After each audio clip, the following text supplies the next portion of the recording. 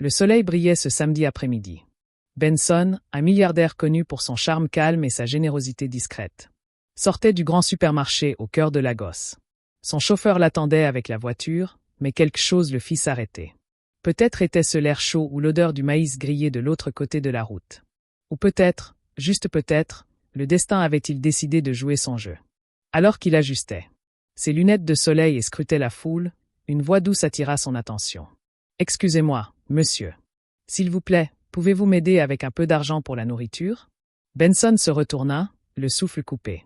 Elle se tenait pieds nus, ses vêtements légèrement déchirés, ses longs cheveux noirs en bataille, mais belle au naturel.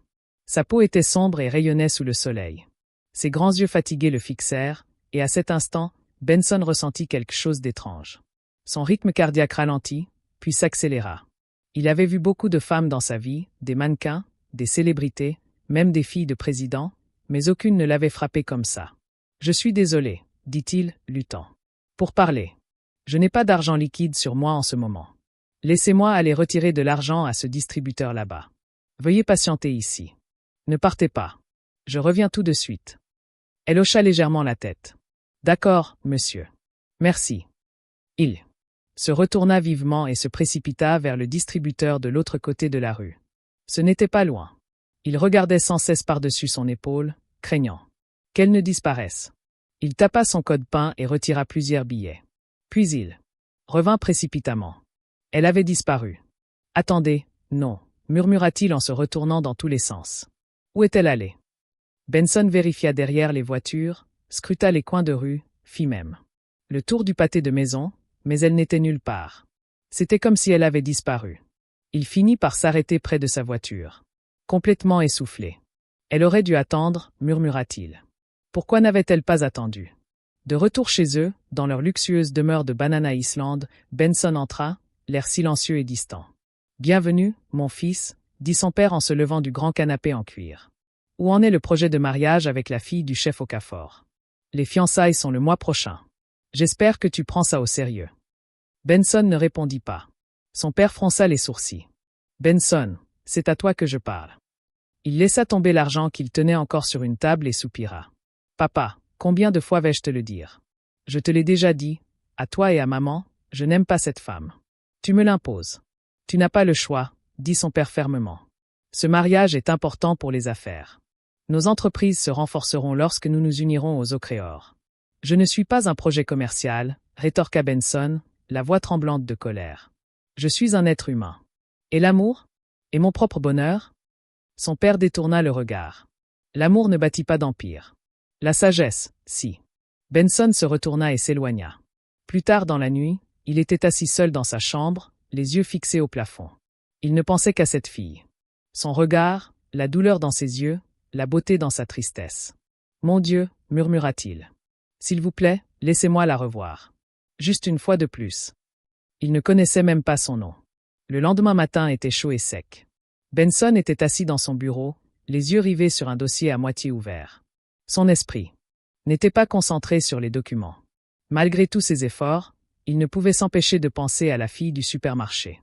Ses yeux, sa voix, la façon dont elle avait disparu sans laisser de traces. C'était étrange comme une personne qu'il avait rencontrée moins de 5 minutes avait désormais pris le contrôle de son esprit. Juste à ce moment-là, son téléphone sonna. C'était un appel d'un de ses ouvriers sur son nouveau chantier sur le continent. « Bonjour, monsieur, » dit l'homme. « Bonjour. Désolé de vous déranger si tôt, » répondit Benson. « Qu'est-ce qui ne va pas? » « Monsieur, il s'est passé quelque chose d'étrange aujourd'hui. »« Que s'est-il passé? » demanda Benson, déjà tendu. « Un des hommes est allé vérifier le bloc ce matin et a trouvé une femme endormie par terre. »« Monsieur, une femme ?» répéta lentement Benson. « Oui. Monsieur. Une jeune femme. Elle était dans une des chambres vides, sans fenêtre. Elle avait l'air fatiguée et malade. Nous avons essayé de lui dire de partir, mais elle n'arrête pas de me supplier de rester. Elle dit qu'elle n'a nulle part où aller. Nous ne savons pas quoi faire. C'est pourquoi je vous ai dit de vous appeler. » Le cœur de Benson s'accéléra. Quelque chose dans sa poitrine se contracta. A-t-elle dit son nom? Non, monsieur. Mais elle est belle, la peau foncée, portant une robe blanche déchirée. Le cœur de Benson fit un bond. Attendez, dit-il. Ne faites rien. J'arrive dans quelques minutes. Il prit ses clés de voiture et roula à toute vitesse jusqu'au chantier. Son esprit s'emballait, les mains crispées sur le volant. Arrivé sur le chantier, il n'attendit pas les salutations. Il se dirigea droit vers le bloc que les ouvriers lui indiquaient. Elle était là, endormie par terre, recroquevillée comme un enfant. Son cœur fit un bond. C'était elle, la même fille qui lui avait demandé de l'argent, la même fille qui avait disparu avant son retour. Ses yeux étaient fermés, ses cheveux un peu en bataille, sa robe toujours aussi blanche et déchirée. Son visage était calme mais faible, comme quelqu'un qui n'avait pas bien mangé depuis des jours. Il resta planté là, à la regarder. Au bout d'un moment, elle ouvrit lentement les yeux. Elle le vit debout à la porte. Elle se redressa brusquement, surprise, confuse. Puis ses yeux s'écarquillèrent. « Oh, monsieur », dit-elle d'une petite voix. Benson s'approcha. « C'est vous. » Elle se leva, paniquée. « Je suis désolée. S'il vous plaît, ne me renvoyez pas. Je n'ai nulle part où aller. Je ne voulais pas causer d'ennui. Je voulais juste un endroit où me reposer. J'irai bientôt. J'essaierai de trouver un autre endroit. Laissez-moi juste un peu de temps, s'il vous plaît. » Benson la regarda, stupéfait. Sa voix, sa douleur, son honnêteté. Cela le frappa violemment. « Non, » dit-il doucement en secouant la tête. « Je ne vous laisserai pas rester ici. » Son visage s'assombrit. « S'il vous plaît, monsieur. » Il leva doucement la main. « Cet endroit est dangereux. Il n'y a pas de mur, pas de protection. Tout pourrait vous arriver ici. Ce n'est pas sûr. » Elle hocha lentement la tête, les larmes coulant encore. « Je comprends, mais il dit, vous viendrez avec moi. » Elle cligna des yeux sous le choc. « Monsieur, je vous ramène chez vous. Vous pouvez loger dans ma chambre d'amis. Aidez à la maison. Vous pouvez rester jusqu'à ce que vous soyez assez fort pour vous lancer dans quelque chose. » Elle leva les yeux vers lui, les lèvres tremblantes. « Monsieur, êtes-vous sérieux? » « Oui, » dit-il fermement. « Je n'ai pas pu vous aider hier. Je ne vais pas rater cette occasion à nouveau. » Pendant un instant, elle le fixa simplement, puis s'inclina brusquement en signe de gratitude. « Merci, monsieur. Merci infiniment.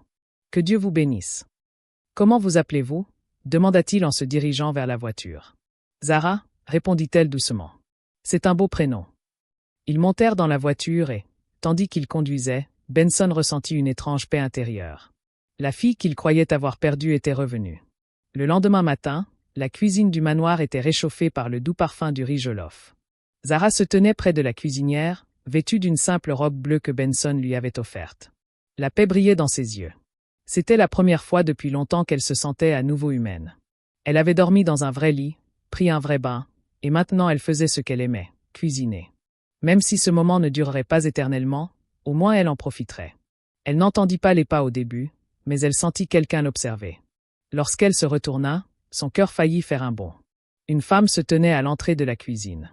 Son maquillage était chargé, ses faux cils longs. Et ses talons dorés claquaient lorsqu'elle entra. On aurait dit qu'elle sortait tout droit d'un magazine de mode. « Zara » la fixa, perplexe. La voix de la femme était sèche. « Excusez-moi, qui êtes-vous » Zara déglutit. « Bonjour, maman.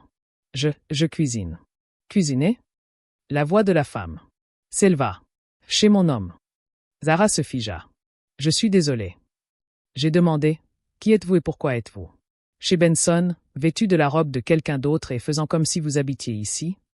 Zara baissa les yeux. « Monsieur Benson m'a amené ici. Il a dit que je pouvais aider à la maison. Je logeais dans la chambre d'amis. » Le visage de la femme devint rouge de colère. « Je suis Juliette, » dit-elle fièrement. « La petite amie de Benson, et je ne me souviens pas qu'il m'ait parlé de ramener des chiens errants de la rue. » Zara recula. « Je suis désolée. Je ne le voulais pas. » Juliette l'interrompit. « Laisse-moi deviner. Tu l'as rencontré sur la route, tu lui as raconté ta triste petite histoire, et maintenant tu vis dans son manoir, à cuisiner dans sa cuisine comme si tu étais sa femme. »« Non, maman, ce n'est pas comme ça. »« Ne me mens pas, » s'exclama Juliette. « Vous, les pauvres filles, vous êtes toutes pareilles. Affamées, désespérées, et faisant semblant d'être innocents pour piéger les hommes riches. Tu crois que je n'ai jamais vu ton genre ?» Les yeux de Zara se remplirent de larmes. « Je ne suis pas là pour piéger qui que ce soit. J'avais juste besoin d'un endroit sûr où dormir. C'est tout. » Juliette leva les yeux au ciel. « En sécurité ? S'il te plaît. Tu ne trompes personne. Tu n'es pas là pour la sécurité. Tu es là pour un mari. Et je te le dis, éloigne-toi de Benson. » Juste à ce moment-là, Benson entra du salon, entendant la voix de Juliette résonner dans la maison. Juliette, dit-il en se dirigeant vers la cuisine. Que se passe-t-il? Elle se tourna immédiatement vers lui. Benson, qui est cette fille, et pourquoi cuisine-t-elle dans ta cuisine comme si elle était ta femme de ménage ou pire, ta petite amie? Benson regarda. Juliette. Je t'en ai parlé hier. C'est la fille que j'ai rencontrée devant le supermarché. Celle qui m'a demandé de l'aide. Juliette fronça les sourcils. Tu l'as amenée chez toi? Oui, dit Benson calmement. Je l'ai trouvée endormie sur mon chantier. Elle n'avait nulle part où aller. Qu'est-ce que tu voulais que je fasse? La laisser là? Oui, cria Juliette. Pourquoi ça te regarde? Tu ne la connais pas. Elle pourrait être une voleuse, une menteuse, n'importe quoi. Tu l'as juste amenée chez toi comme si c'était ta sœur. Ce n'est pas une voleuse, dit Benson fermement. C'est quelqu'un qui avait besoin d'aide. Juliette rit amèrement.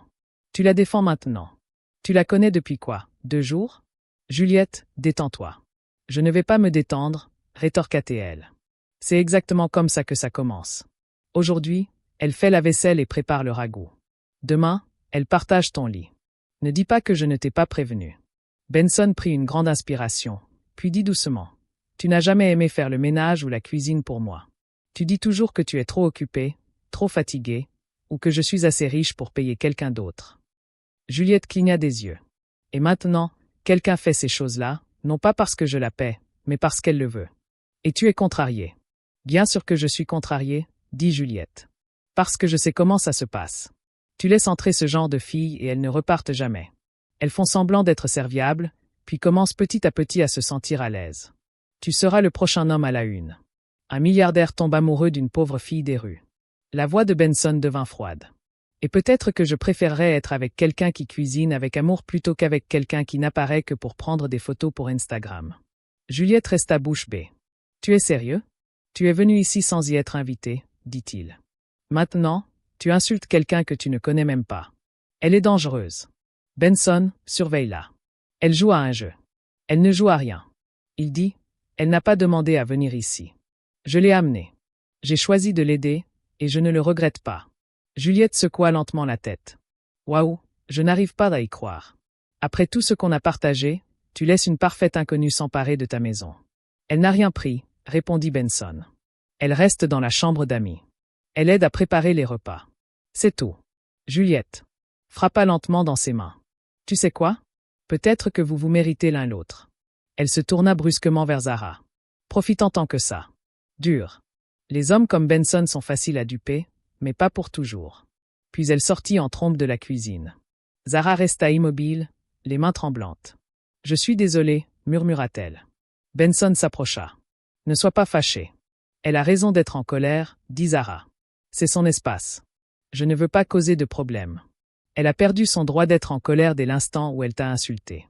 Zara le regarda. Pourquoi fais-tu ça pour moi? Benson ne répondit pas immédiatement. Il la fixa du regard. Parce que tu m'as rappelé que la gentillesse compte toujours et que j'en ai peut-être besoin de plus dans ma vie. Zara esquissa un petit sourire triste. Maintenant, dit-il, changeant de sujet. Le repas est-il prêt? Parce qu'après tout ce drame, je meurs de faim. Elle rit doucement et hocha la tête. Oui, monsieur. C'est prêt. Bien, dit-il. Mangeons. Plus tard dans la soirée, le téléphone de Benson sonna à nouveau. C'était son père. Bonsoir. Papa. Son père n'a pas perdu de temps. Alors, Juliette est venue en pleurs ce matin. Elle a dit avoir rencontré une fille étrange dans ta cuisine, vêtue de tes vêtements et cuisinant comme si elle était chez elle. Benson ferma les yeux. Papa, c'est pour ça que tu m'appelles? Son père avait l'air ferme. Réponds-moi, Benson. Qui est cette fille? Et pourquoi vit-elle chez toi? Benson fronça les sourcils. Papa, la personne que Juliette a vue n'est pas ma femme. Je n'ai rien avec elle.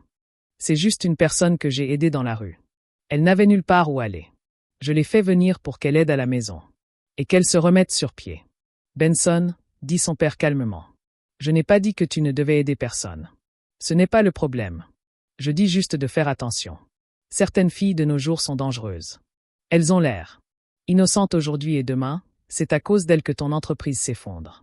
Fais juste attention. Benson répondit. Papa, je sais ce que je fais. Juliette n'a pas le droit de venir chez toi et de me dénoncer comme si j'étais un enfant. Son père soupira. Tu sais que Juliette t'aime. Elle a juste peur de te perdre et elle s'inquiète parce que tout ce projet de mariage traîne en longueur. Benson leva les yeux au ciel. Papa, avec tout le respect que je te dois, ce mariage ne me regarde pas pour le moment. J'ai plus de 6 projets de construction à gérer. Je n'ai pas le temps pour les faux amours ou les alliances familiales. Je n'épouserai pas quelqu'un juste parce que son père est ton ami. Surveille ton ton, jeune homme. Son père s'exclama. Ce mariage est important pour les 2 familles. Il ne s'agit pas que de toi. Benson se leva. Alors vas-y, épouse-la toi-même, puisque ce n'est pas de moi qu'il s'agit. Je ne suis pas intéressé. Je n'épouserai pas quelqu'un que je n'aime pas. Son père marqua une pause. Alors, c'est de cette fille des rues dont tu tombes amoureux? Benson rit. Papa, cette conversation est terminée. J'ai besoin de me reposer. On se parle plus tard. Il raccrocha sans attendre de réponse. Une semaine plus tard, Benson était parti pour une réunion d'affaires près de Los Angeles. Il était attendu le soir même.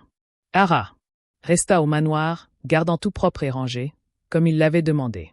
Cet après-midi-là, elle était dans la cuisine en train de couper des légumes pour un ragoût lorsque la porte d'entrée s'ouvrit bruyamment. Zara s'arrêta. Elle n'attendait personne. Juliette entra comme si elle était chez elle. Elle regarda autour d'elle et fronça les sourcils. Alors, tu es toujours là? Zara déglutit et salua doucement. Bonjour, maman. Juliette croisa les bras. Tu es très têtue, n'est-ce pas? Je pensais que tu serais partie. Zara baissa les yeux. S'il te plaît, maman. Je fais juste mon devoir en attendant le retour de Monsieur Benson. Siffla Juliette. Devoir.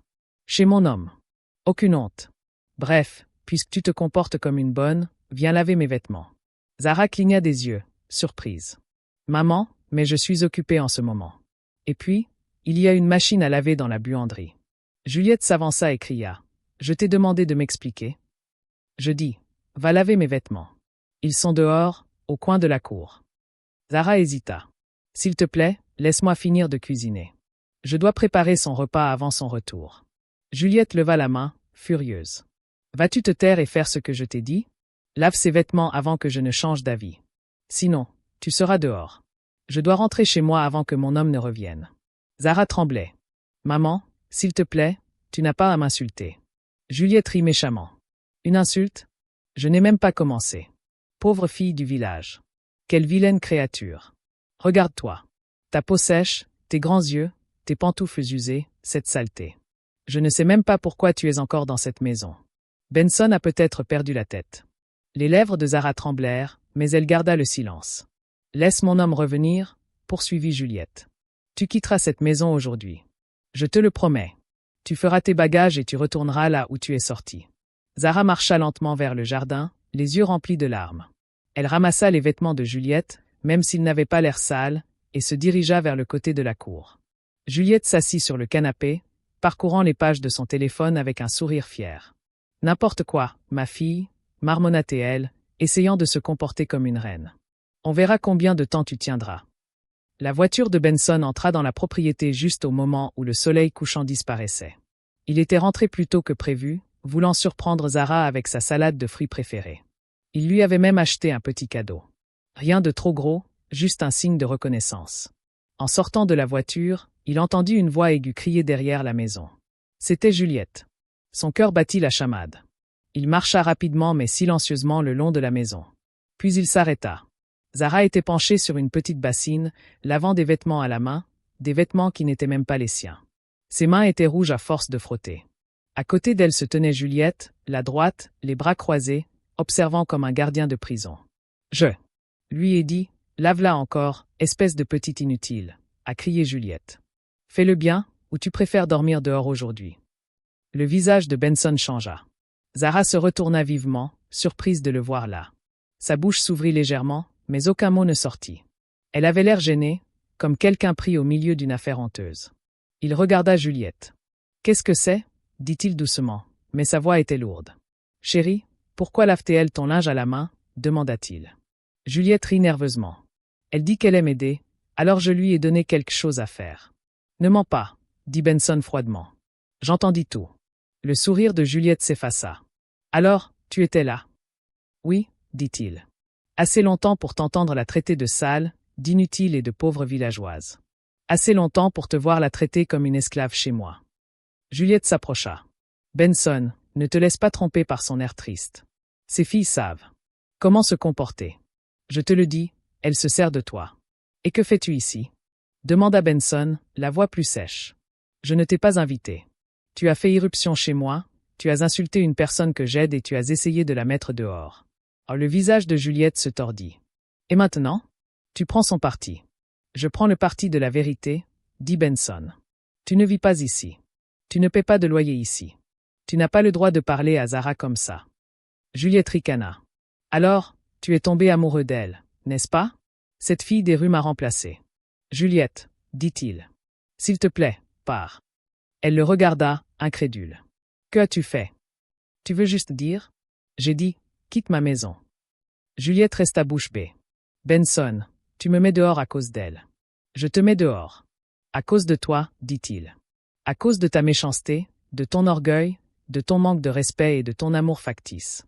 J'ai enfin vu qui tu es vraiment, et je ne veux plus de cette énergie autour de moi. Juliette rit de nouveau, amèrement cette fois. Tu le regretteras.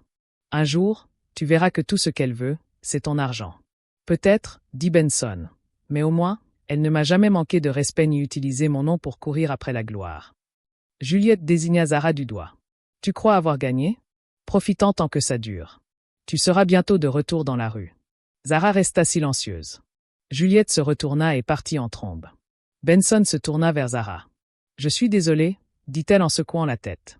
Ah non, ce n'est pas ta faute. J'aurais dû mieux te protéger, dit-il. Tu ne méritais pas ça. Je ne suis pas venue pour détruire quoi que ce soit, dit-elle doucement. Je voulais juste la paix. Je sais, répondit-il. Et maintenant, tu l'auras. Suivez la deuxième partie.